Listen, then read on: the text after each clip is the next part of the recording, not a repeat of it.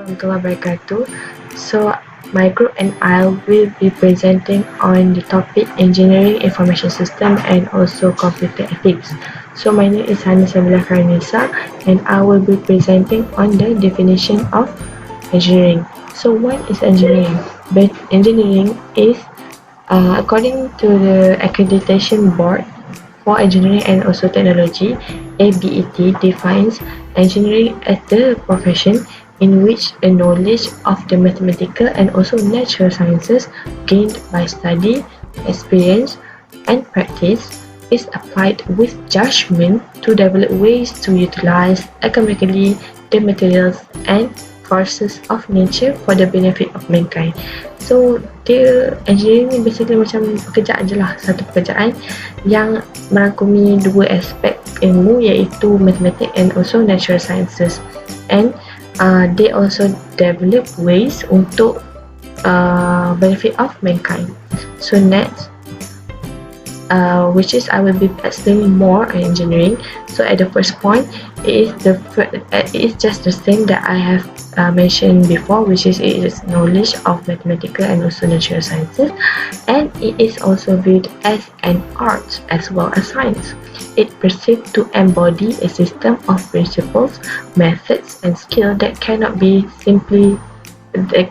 learned by simply study. So actually this profession engineering is not something that you can gain from study, guys. Just like macam korang baca teori tu korang boleh faham and then korang boleh apply, no, but it must be learned. So basically engineering is something that you must learn, you must perceive, at least in part by experience and also professional practice. So basically they're more to practical things, are not more to theoretical things. Right, so next I will show you the fields of engineering. So here I have included 8 fields of engineering. There are more, ada banyak lagi fields of engineering, ada banyak lagi branch of engineering, which is korang boleh tengok dekat dalam Google nanti ya. Alright, so the first one is electrical engineering, computer engineering, biochemical engineering, chemical engineering, industrial, aerospace, material, and also communication engineering. So, Assalamualaikum warahmatullahi wabarakatuh. My name is Siti Noor Haslinda binti Ali, and I will continue to the next part, which is history of engineering. So if you understand the actual meaning of engineering, it is actually to develop or to inventing a new things ataupun untuk improvise things, benda yang dah ada. Okay, so kita dapat tengok dekat slide ni, sebenarnya engineering ni dah start lama, which is daripada zaman nomadic age, when people start to discover methods how to produce fire contohnya. Okay, so api tu banyak kegunaan dia kan, contohnya untuk memanaskan badan, untuk masak makanan diorang. And then moving to the Stone Age, where people start to discover how to use rock as stone. So sebagaimana yang kita dapat tengok dekat sini, and juga masa kita belajar sejarah dulu, batu tu dia macam ditajamkan untuk dijadikan sebagai peralatan untuk memburu ataupun untuk memotong kayu ataupun memotong apa-apalah makanan ke, macam tu. Moving to Copper Age, where people start to discover how to shape soft metals into tools. So dia basically lebih kurang je lah macam Stone Age, tapi dia lagi advance lah. Dia dah tak gunakan batu, dia gunakan logam.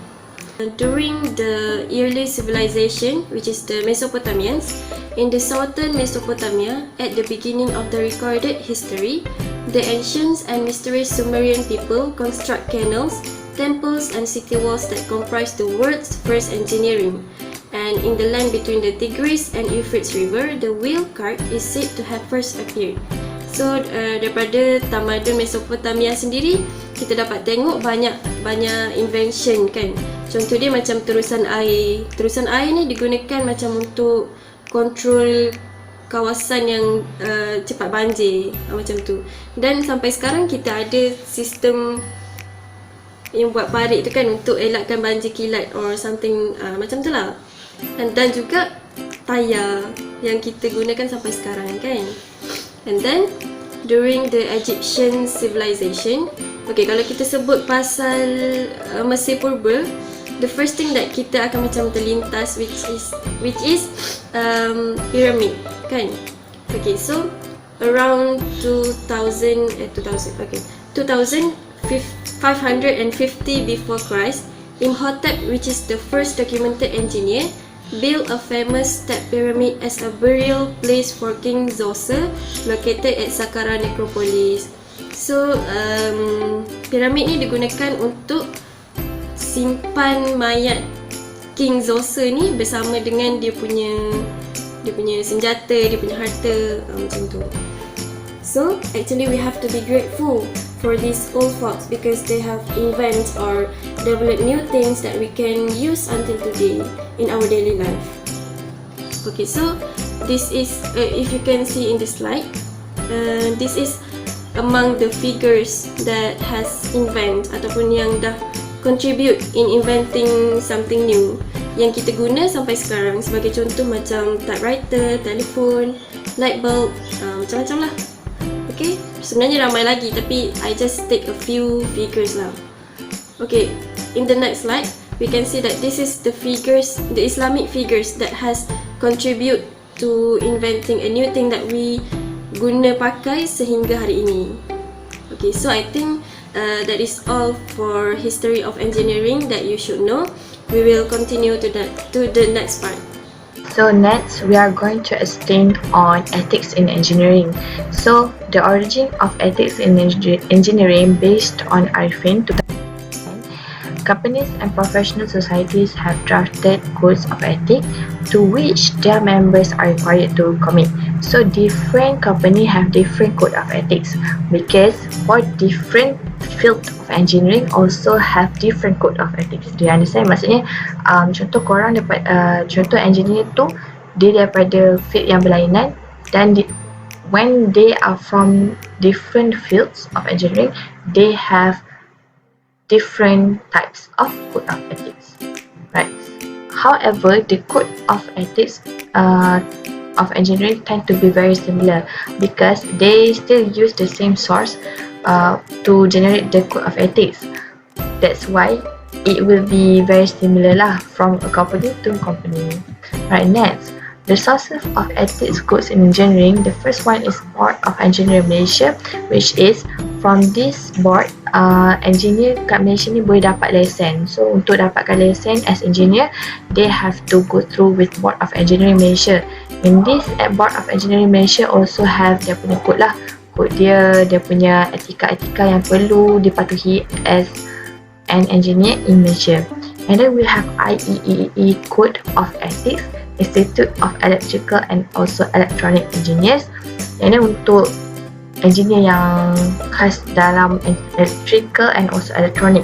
And then we have also ASCE untuk civil engineering, American Society of Civil Engineering, and NSPE, National Society Professional Engineers, which is NSPE ni dia boleh masuk in all types of field of engineering. Okay, alright, next we are going to move on to the ethics in engineering. I will be explaining on the first point, which is engineers shall hold paramount the safety, health and welfare of the public.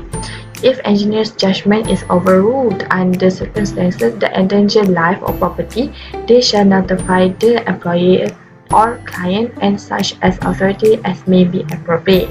Engineers shall not reveal facts, data or information without the prior consent of the client or employer except as authorized or required by law or this code.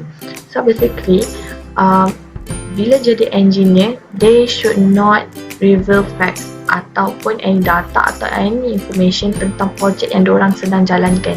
Kalau diorang ni seorang yang beretika, diorang takkan open the facts or information tentang projek tersebut pada orang luar without consent of the client atau employer. Right? Okay, so next we are going to move on to the second point in ethics in engineering. Engineers shall perform services only in the areas of their competence, which means seorang engineer, they should be qualified before they perform the service.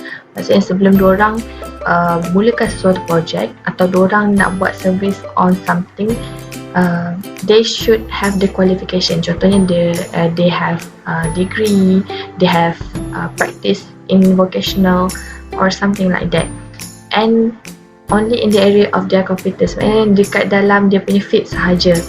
And A, engineers shall undertake assignment only when qualified by education or experience in the specific technical fields involved. And then we are moving to the third point, which is engineers shall avoid deceptive acts. So deceptive ni maksudnya menipu lah.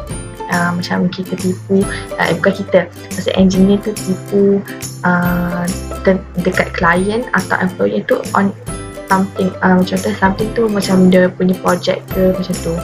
So engineers shall not falsify their qualification. Maksudnya dia tak boleh dia fakekan ataupun dia palsukan dia punya qualification, such as the engineer try to fake her profile, his or her profile, by saying that she or he have this and that qualification of education in engineering, or permit misrepresentation of their or their associates qualification. The second one is engineer shall not offer, give, solicit or receive either directly or indirectly any contribution to influence the award of a contract by public authority. So basically, engineer cannot receive or offer a reward ataupun macam lebih kurang kita cakap rasuah lah untuk menjayakan sesuatu projek menjayakan sesuatu projek by public authority. Okay. Alright, so next we have the fourth point, which is engineers shall be guided in all their relations by the highest standards of honesty and integrity. And then engineers shall acknowledge their errors and shall not distort or alter the facts, which means kalau diorang tahu that kawasan or tempat tu dia boleh affect the project atau boleh affect the tempat sekeliling, which is will endanger the life, dia patutnya bagi tahulah. They should inform the client, especially when they know that the project will be failed. Macam dia tak akan berjaya, project ni tak akan berjaya untuk dilaksanakan, dia tak boleh teruskan project tu. Dia patut advise the client and tell the facts, bukan alter the facts. Yang macam contohnya dia dah tahu mana tanah tu mendap kan, and then dia dah tahu kat bawah tu air sentiasa mengalir, which is even ada palang kat bawah tu untuk memegang bangunan tu, dia tahu bangunan tak akan collapse. So if the engineer know that this thing will happen, he or she have to inform it to the client atau pada orang atasan untuk mengelakkan untuk tidak meneruskan projek tersebut, sebab it will endanger all lives. Macam if there's people, there must many people like macam duduk dekat bangunan tu, which it will macam mengorbankan banyak nyawa lah if this happen. And if this happen, engineer also can be sued, right? Boleh disaman. And then engineers shall not accept outside employment to the detriment of their regular work or interest. Before accepting any outside engineering employment, they will notify their employers, which means if seorang engineer tu dia nak masukkan he or she want to invite other engineer to collaborate with another engineer in their project, they also have to inform to the employer. So dia tak boleh lah buat sesuka hati je, okay orang ni dia qualified, so aku masukkan je lah, tak boleh buat macam tu. Alright, okay, so next we are going to move on to the next topic. That's all from me, thank you. Lack of ethics or improper implementation of ethics is becoming a widespread problem among all professions, including in engineering and also construction. When the question raised about the ethical failure or the disaster that related to engineering issues, some of you might remember about the crane collapse incident happened in 2015 that kills about more than 100 people. So isu ni sebenarnya dia ada assumption yang mengatakan waktu tu ada forceful wind, which is kita tak boleh elak. Dan satu lagi disebabkan oleh kecuaian kontraktor ataupun manusia yang bertugas pada waktu itu. So we move on to the questions. Kontraktor jurutera abai keselamatan struktur boleh dihukum. Kesan pembangunan tidak terancang ataupun berita lain banjir di rawan tidak berkesudahan. Okay, so these are the moral issues that we discuss in this topic. First one, we come with, do engineers give a prominent place for safety, health and welfare of the public? Every design and product developed by engineers must consider the safety, health and welfare of the public. This emphasizes prominently on the relationship between the risks and safety of design and product developed. Contohnya macam bangunan, design that made by the engineers must consider, paling penting adalah keselamatan bangunan itu sendiri, sebab kita nak buat untuk public. And then the other points that support, engineers must be responsible for any engineering decisions of the design, product, teknik ataupun material yang digunakan konsisten dengan keselamatan, kesihatan dan welfare of the society. Design that developed by the engineers must at least meet the accepted engineering approach and the codes of standard of approved practice. For the whistleblowing questions, whistleblowing means that engineers, a situation in which engineers, they are aware of any illegal, harmful and dangerous behaviors that made and decided to go public and tell the information. Bila engineers are taking these whistleblowing actions, meaning that they have to consider the future of their career and life in the risk of whistleblowing, sebab diorang telah mengambil risiko.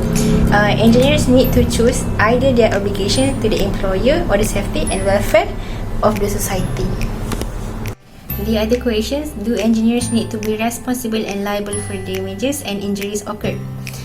Engineer and law complement each other. The consequence is engineers may be held liable for any damages or injuries. Yes, which means that the question tadi dia dalam menjawab yang engineers tu is liable for any damages or injuries that they make kalau contohnya bangunan sesuatu bangunan tu dia runtuh. So dia kena bertanggungjawab untuk kerosakan ataupun kemalangan yang terjadi disebabkan keruntuhan bangunan itu sendiri. Okay. Computer ethics is a set of moral standard that govern the use of computer. Business ethics is also the study of appropriate business practice and policies regarding to controversial subjects. Contohnya macam bribery, discrimination, fiduciary and also the insider trading. So these are the characteristics of business ethics. Saya akan sentuh 3 je. Mission and value driven. The first one ni, mission and value driven. Biasa dalam satu organisasi ada misi dan juga value yang diketengahkan.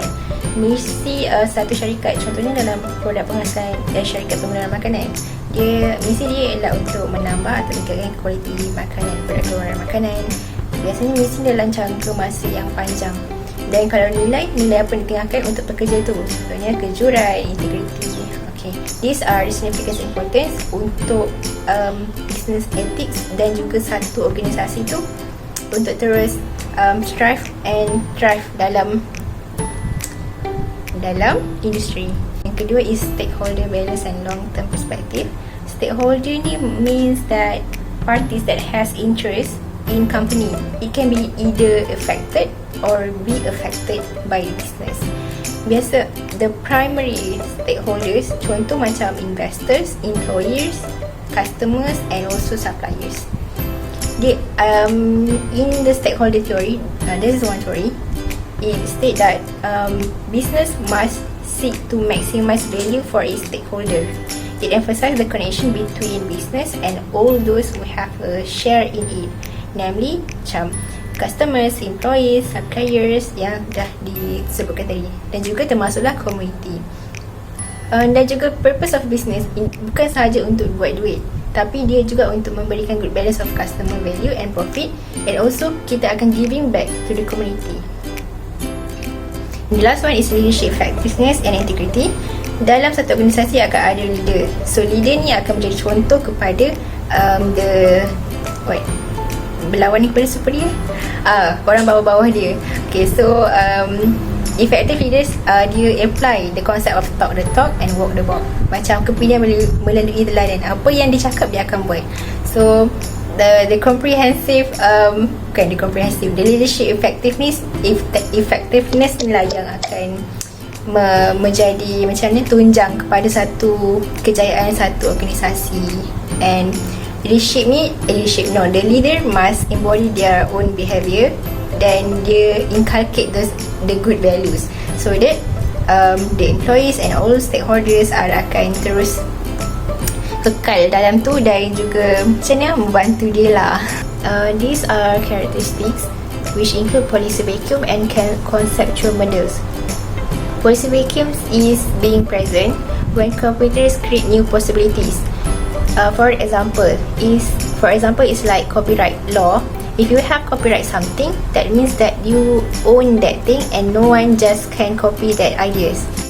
A conceptual model is an issue that arises when we first have to clarify the concept used before deciding a specific policy for that specific concept. For example, when PC or computer first become popular, the conceptual model that emerged was the legality of sharing software that were along with the questions about copywriting and also the patenting the software. Information system is also interconnected with computer business ethics. These refer as in an integrated set of components for collect, storing and processing data for provide information, knowledge and digital products. Information system is basically to run in inter-organizational supply chains and also widely used as electronic markets like online store. Okay, so moving on to the last part, which is Islamic ethics in engineering and information system and computer. Okay, the first Islamic ethics is obedience and compliance. Like any other workers, employee or officer, an engineer should be obedient to his employer and other officers under whom he performs his duty. An engineer should follow the prescribed code of ethics of his own organisation in which he is a member. So, macam yang kita tahu, every occupation has their own code of ethics that they have to follow, right? Such as counselor, doctor, engineer, and many more. Allah has mentioned in Surah An-Nisa, verse 59, O you who believe, obey Allah and obey the messenger and those charged with authority among you.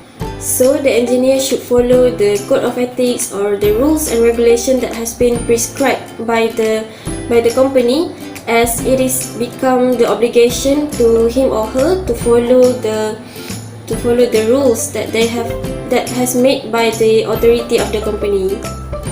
The second Islamic ethics is public interest and welfare. An engineer should give priority and utmost importance to the public health and safety during doing any work related to his profession, because this priority is related to one of the maqasid syariah, which is protection of life or hifzun nafs.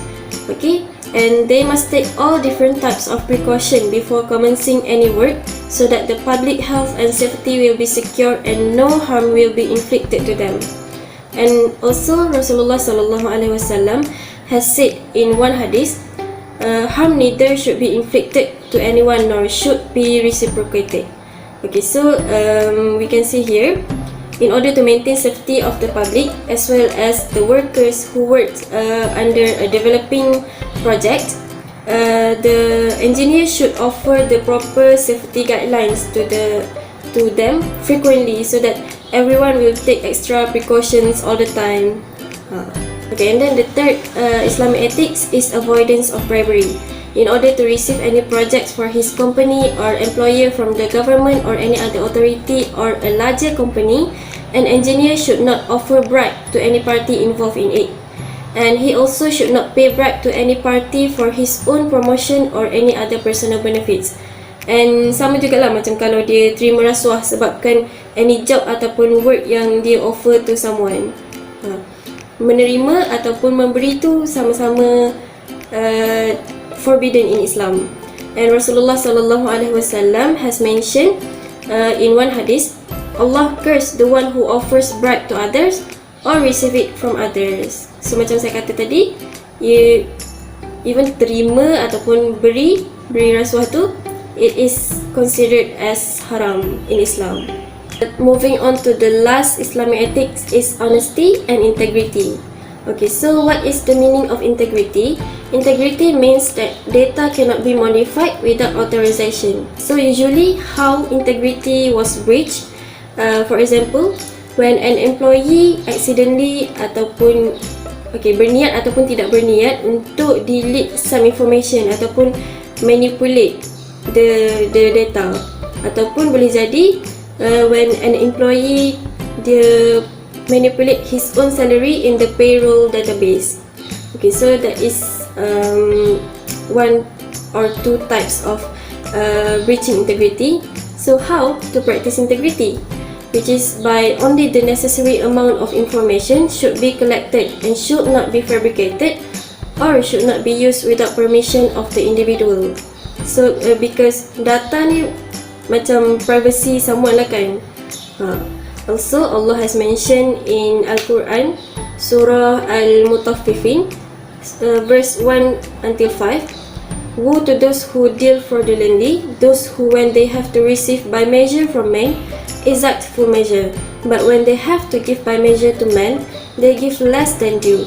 Don't they ever think that they will be called to account on a mighty day? Okay, so based on this ayat, we can see that when we are offering or we are selling our products or we are offering our service to the customer, we should not temper it with false information ataupun cheating in order to make our products or our service look good. Okay, because it is forbidden in Islam.